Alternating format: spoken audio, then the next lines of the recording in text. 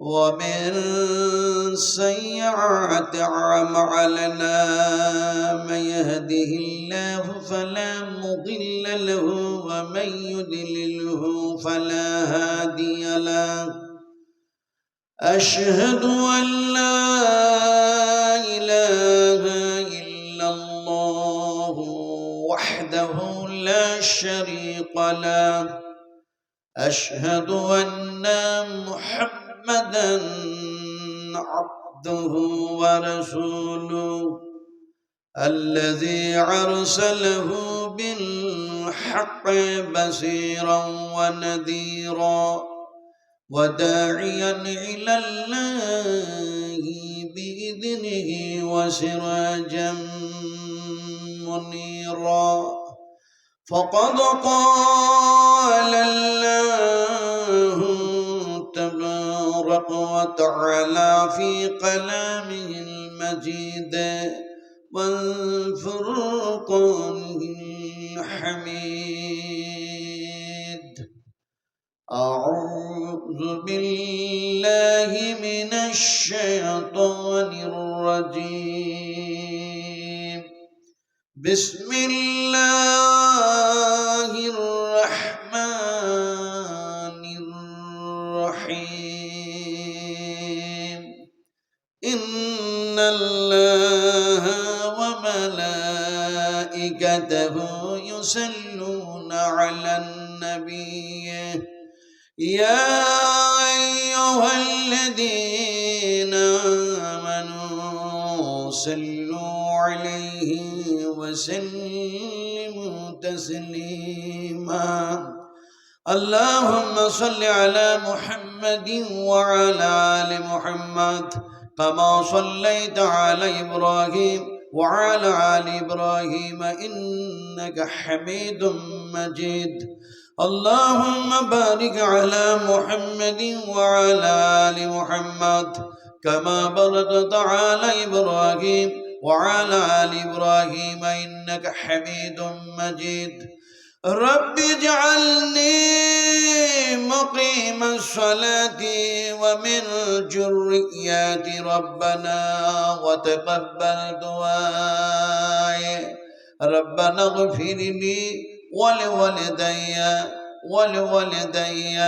ولوالدي وللمؤمنين يوم يقوم الحساب ہمارے دعا ہے اے خدا ہو اسلام کا بلبلا صدا عطا کر سبھی کو ہدایت کا نور ضلالت کا اندھیرا ہو جائے دور یا رب اگر تو کرم کرے وہ بات زباں کو جو دل پر اثر کرے تقبل منا انك انت السميع العليم وتب علينا انك انت التواب الرحيم سبحان ربك رب العزة عما يصفون وسلام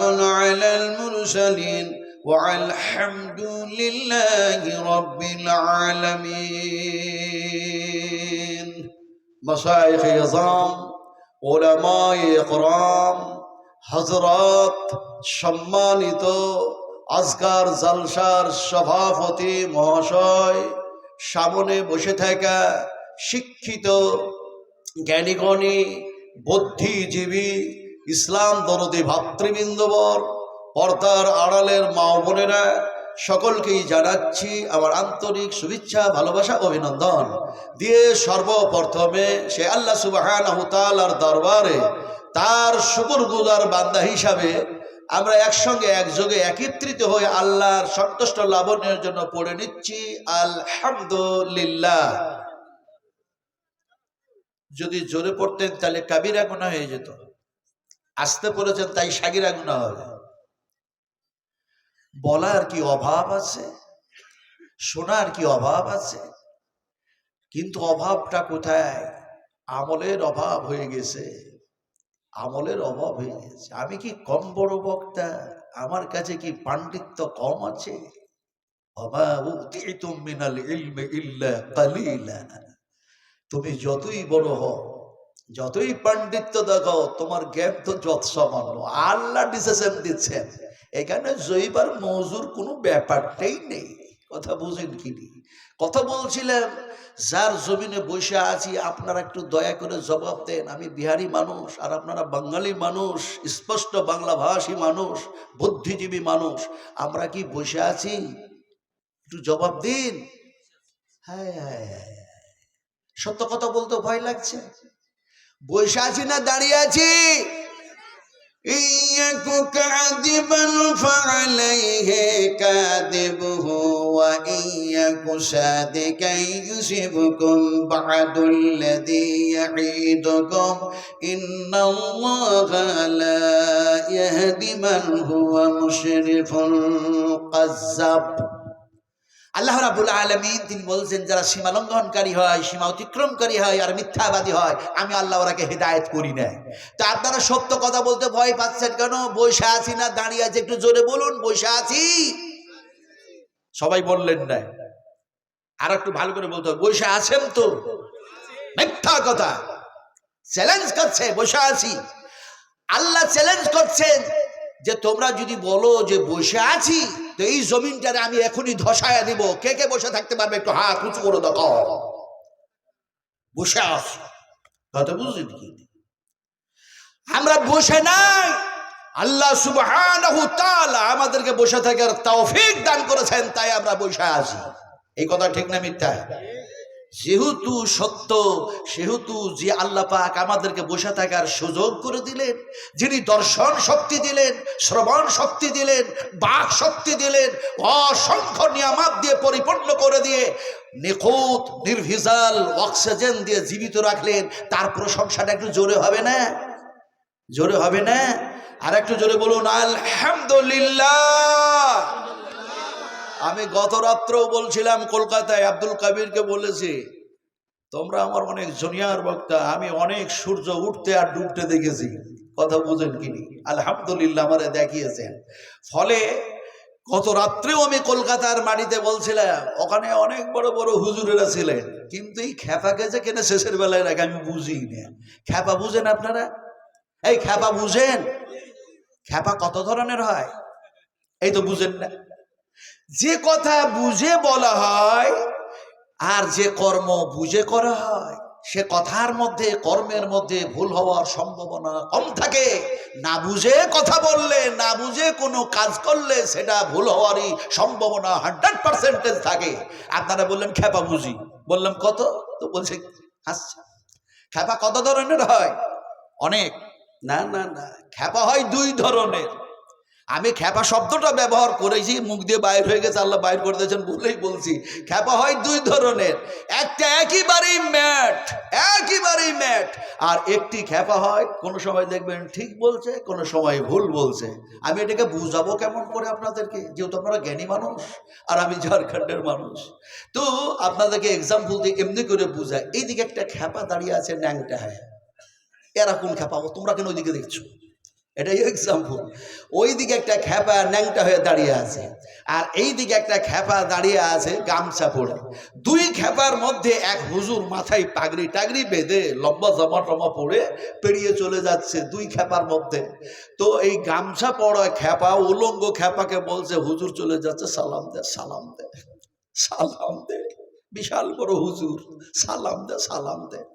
তো ন্যাংটা খ্যাপা বলছে, আমার যে পরনে কাপড় নেই, আমি সালাম দেবো কেমন করে? তোর পরনে কাপড় আছে, তুই সালামটা দে। এখন যার পরনে গামছা ছিল সে সালাম দিবে কি? নিজের পরনের গামছাটা খুলে দিয়ে ও উলঙ্গ হয়ে গেছে। কত বড় ম্যাট!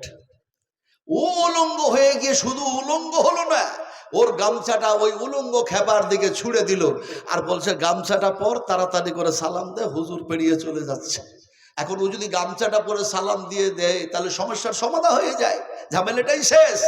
কিন্তু ও আর গামছাটা পরবে কি? ও এর গামছাটা ধরে হাতে নিয়ে বলছে, তুও খ্যাপা, আমিও খেপা, তার মানে প্রতিযোগিতা শুরু করলো, কম্পিটিশন। তুইও খেপা আমিও খেপা, তুই উলঙ্গ আমি উলঙ্গ, তুই আগে সালাম দিবি না আমি আগে সালাম দেব, প্রতিযোগিতা করতেই থাকলো। হুজুর পেরিয়ে চলে গেল, সালাম দেওয়া হলো না, আল্লাহর পক্ষ থেকে রহমত তাদের কপালে আর জুটলো না। ফলে এখন খেপার অভাব নাই, কথা বলেন কিনা, আমলের অভাব হয়ে গেছে। আমার ভাইরা, এতক্ষণ পর্যন্ত যে সমস্ত ওলামায়ে কোরআন, বিভিন্ন মুকাররির, বিভিন্ন লেকচারার, বিভিন্ন প্রফেসর, বিভিন্ন বক্তাগণ বিভিন্নভাবে বিবৃতি আপনাদের সামনে দিয়েছেন হাদিস ও কোরআন থেকে। এখন যে সমস্ত হাদিস আর কোরআন থেকে আলোচনা করলেন, এই আলোচনাগুলি আমরা শুনলাম, এই আলোচনা এর পূর্বে শুনেছি না শুনি নাই? জবাব দিন, শুনেছেন না শুনেন নাই? এই কোরআন শুনেছেন না শুনেন নাই? নবীর হাদিস শুনেছেন না শুনেন নাই? আজান শুনেছেন না শুনেন নাই? পর্দার কথা শুনেছেন না শুনেন নাই? এখন সব শুনলাম, শোনার পরও আমাদের পরিবর্তন আসলো না। যেভাবে পরিবর্তন আসা দরকার ছিল সেইভাবে পরিবর্তন আসলো না। আমি আপনাদেরকে এক্সাম্পল দিয়ে বুঝাবো পরিবর্তন কেন আসলো না। আপনারা বলবেন নাজমে আলম কেন কেন কেন এক্সাম্পল কেন দিবে?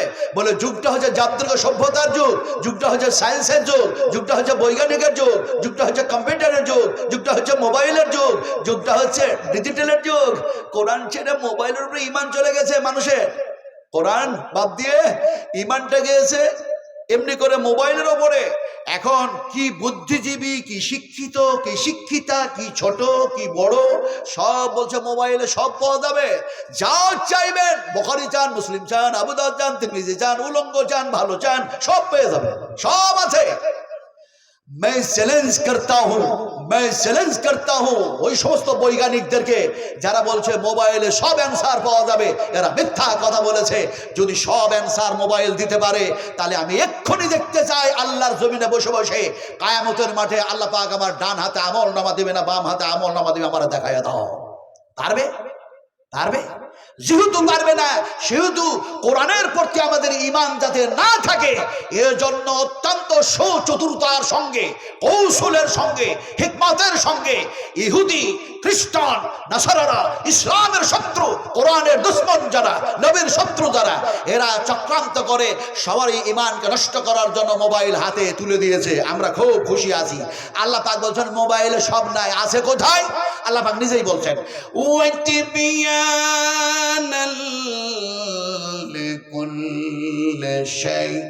আমি আল্লাহ রাব্বুল আলামিন এই কোরআনের মধ্যে সমস্ত সবকিছু ঢুকাইয়া দিয়েছি।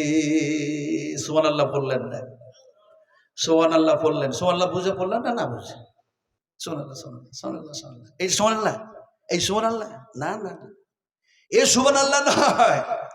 এটা তো আপনি দেখা যায় সুবহানাল্লাহ পড়লেন, তাসবিহ জানো পড়লেন, কিন্তু সুবহানাল্লাহ বলতে যদি এরকম আমার সেন্স হতো, আমার মন মস্তিষ্ক হতো, আমার জ্ঞান হতো, আমার গরিমা হতো, আমার মেজাজ, আমার জল্পনা, আমার কল্পনা, আমার মনের আশা, আমার মনের আকাঙ্ক্ষা যদি এরকম হতো, নবীজি বলেছেন যতবার তুমি যেন কোরআন তেলাওয়াত করবে ততবার যেন নেকি পেয়ে যাবে। কোরআন তেলাওয়াতকারীরা কোরআন তেলাওয়াত করে যেন নেকি সঞ্চয় করে, আর কোরআন শ্রবণকারীরা যেন তার সমতুল্য যেন নেকি পেয়ে থাকে, তাদের প্রতি আল্লাহর রহমত বর্ষিত হয়। এখন এইভাবে যদি বুঝতাম তাহলে সুবহানাল্লাহ পড়তে আমরা দেরি করতাম না। যেহেতু সুবহানাল্লাহ শব্দটা হচ্ছে আল্লাহ পাকের কল, আল্লাহ পাকের যেন কথা, আর সেটা কোরআনের মধ্যে কোট করে দেওয়া হয়েছে। যেমন কোরআনে এক জায়গায় বলা হয় সুবহানাল্লাযী আসরা বিআবদিহি লাইলাম মিনাল মাসজিদিল হারাম ইলাল মাসজিদিল আকসা। এই শব্দগুলি দিয়ে, আয়াতগুলি দিয়ে, এই বাক্যগুলি দিয়ে বিশ্বনবী মুহাম্মদ সাল্লাল্লাহু আলাইহি ওয়াসাল্লামের সাবে মিরাজের কথা আলোচনা করতে চাইছি না। আল্লাহ যে পাক, আল্লাহ যে পবিত্র সমস্ত ত্রুটি থেকে, সমস্ত আয়াত থেকে, তাই বুঝাবার জন্য বললাম সুবহানাল্লাযী আসরা বিআবদিহি।